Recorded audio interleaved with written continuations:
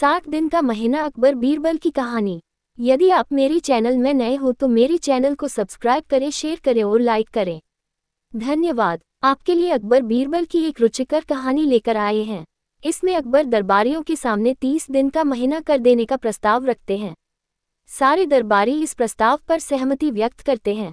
बीरबल अपनी क्या राय रखता है, दरबारियों का बीरबल की राय सुनकर क्या हाल होता है, यही इसमें बताया गया है।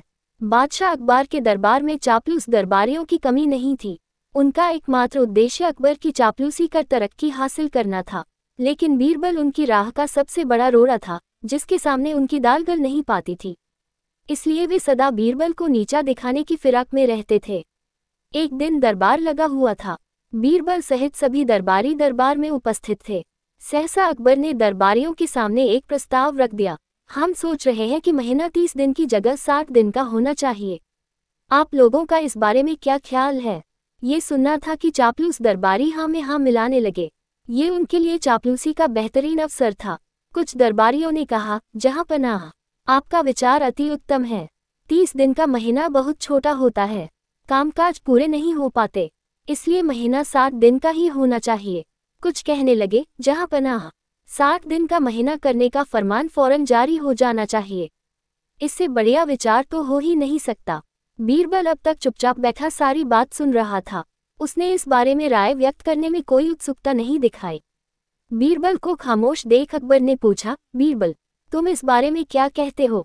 क्या तुम्हारी राय भी अन्य दरबारियों की तरह ही है? हुजूर, 30 दिन से 60 दिन का महीना कर देने का विचार उत्तम है, किंतु इसके लिए एक काम करना होगा।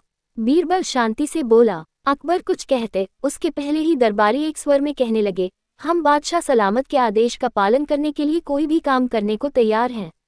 अच्छी बात है। बीरबल बोला, आप लोग तो जानते ही होंगे कि पृथ्वी पर 15 दिन चांदनी रातें और 15 दिन अंधेरी रातें चंद्रमा के कारण होती है।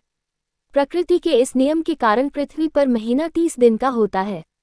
अब जब आप लोग 60 दिन का महीना करने के लिए कुछ भी करने को तैयार हैं, तो ऐसा कीजिए कि चंद्रमा को कहकर 30 दिन चांदनी रातें और 30 दिन अंधेरी रातें करवा दीजिए।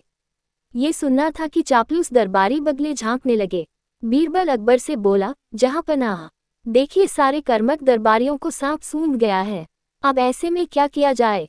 अकबर ने दरबारियों की परीक्षा लेने के लिए ये प्रस्ताव सामने रखा था। दरबारियों की चापलूसी देख वे नाराज हो गए और उन्हें लिताड़ते हुए बोले, चापलूसी कर बीरबल की बराबरी करने चले हो। जानते नहीं बीरबल की बराबरी के लिए अक्ल चाहिए, चापलूसी का गुण नहीं। पूरी कहानी सुनने के लिए धन्यवाद।